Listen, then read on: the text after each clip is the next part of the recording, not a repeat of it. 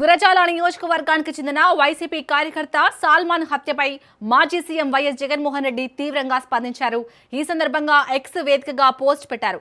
చంద్రబాబు, మీరు పాలించడానికి అర్హులేనా? రాజకీయ కక్షలతో ఎంతమంది ప్రాణాలను బలి తీసుకుంటారు?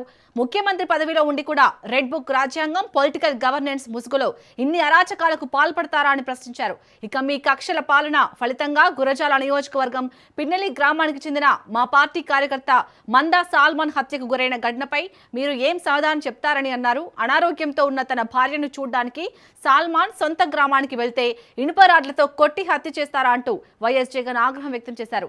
హింస రాజకీయాలకు పాల్పడుతున్న మిమ్మల్ని ప్రజలు ఎట్టి పరిస్థితుల్లోనూ క్షమించరు. తప్పకుండా ఇలాంటి ఘటనలకు మూల్యం చెల్లించాల్సి వస్తుందని జగన్ తెలిపారు.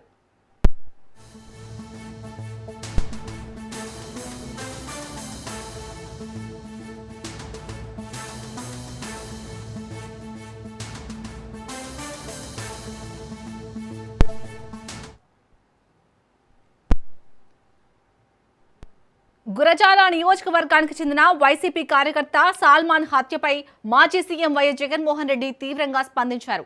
ఈ సందర్భంగా ఎక్స్ వేదికగా పోస్ట్ పెట్టారు. చంద్రబాబు, మీరు పాలించడానికి అర్హులేనా? రాజకీయ కక్షలతో ఎంతమంది ప్రాణాలను బలి తీసుకుంటారు? ముఖ్యమంత్రి పదవిలో ఉండి కూడా రెడ్ బుక్ రాజ్యాంగం, పొలిటికల్ గవర్నెన్స్ ముసుగులో ఇన్ని అరాచకాలకు పాల్పడతారా అని ప్రశ్నించారు. ఇక మీ కక్షల పాలన ఫలితంగా గురజాల నియోజకవర్గం పిన్నెల్లి గ్రామానికి చెందిన మా పార్టీ కార్యకర్త మందా సాల్మాన్ హత్యకు గురైన ఘటనపై మీరు ఏం సమాధానం చెప్తారని అన్నారు.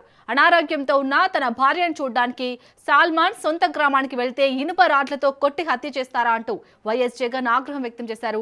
హింస రాజకీయాలకు పాల్పడుతున్న మిమ్మల్ని ప్రజలు ఎట్టి పరిస్థితుల్లోనూ క్షమించరు. తప్పకుండా ఇలాంటి ఘటనలకు మూల్యం చెల్లించాల్సి వస్తుందని జగన్ అన్నారు.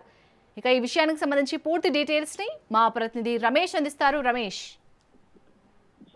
పల్నాడు జిల్లా గుర్రజాల నియోజకవర్గానికి సంబంధించి పిన్నెల్లి గ్రామానికి చెందిన సాల్మాన్ పై తెలుగుదేశం పార్టీ నేతలు కొద్ది రోజుల క్రితం దాడి చేశారు. ఈ దాడిలో తీవ్రంగా గాయపడిన సాల్మాన్ గుంటూరు ప్రభుత్వ ఆసుపత్రిలో చికిత్స పొందుతూ మృతి చెందారు. అనారోగ్యంతో బాధపడుతున్న తన భార్యను చూసేందుకు సాల్మాన్ పిన్నెల్లి గ్రామానికి రావడం జరిగింది. అయితే తెలుగుదేశం పార్టీ కార్యకర్తలు, నేతలు సాల్మాన్ ను ఎందుకు గ్రామంలోకి